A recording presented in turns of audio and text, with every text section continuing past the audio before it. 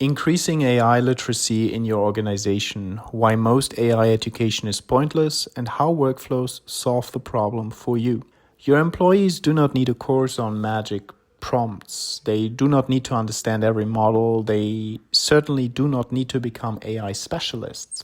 They need to get their jobs done more effectively, securely, and consistently. So if you want to get on top of AI usage in your company, you need to do two things. First, teach employees the small number of principles they genuinely need to understand. Second, give them approved AI workflows that are better than copying company information into random chat interfaces. Let me explain how to get the education part right. The biggest mistake is overwhelming employees with information that is too general to help them and too temporary to remain useful. They do not need a tour of every major AI model. They do not need a taxonomy of agents. They do not need weekly updates about context windows, reasoning models, benchmarks, or the latest prompt engineering technique. These topics matter to specialists building AI systems. But your employees are not supposed to become AI specialists. They are supposed to do their existing jobs better. For most employees, I would teach only two general principles. Principles that will remain relevant even as the tools change. Before using an AI system, ask, where does my input data go? And after receiving an answer, ask, this looks convincing, but is it actually true? The first question is not entirely new. It is an extension of basic IT hygiene. When you upload information into a tool, you may be revealing it to a third party, so employees need to consider whether that disclosure is appropriate. Editing a public marketing article scheduled for tomorrow? Probably fine. Formatting unreleased quarterly financial results?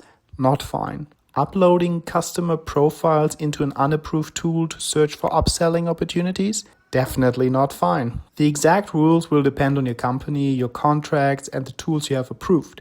But the underlying question is simple. What information am I disclosing, and am I authorized to disclose it? Now, the second principle is new. Traditional software is usually deterministic. You enter the same information and expect the same correct result. AI systems are probabilistic. They can produce an answer that is fluent, confident, detailed, and utterly wrong. Employees therefore need to treat plausibility and truth as two different things.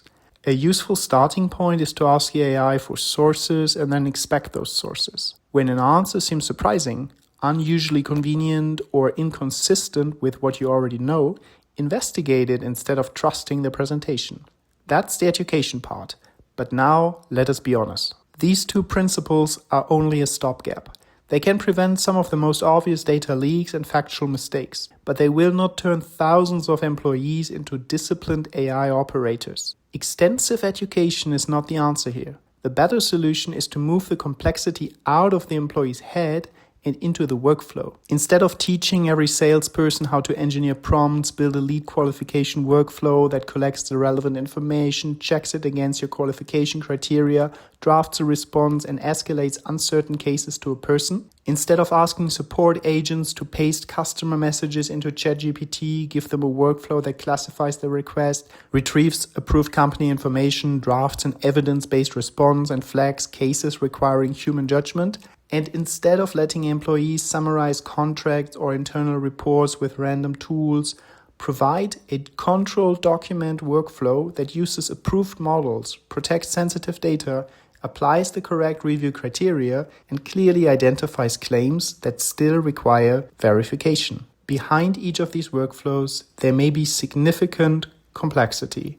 Different models may perform different tasks.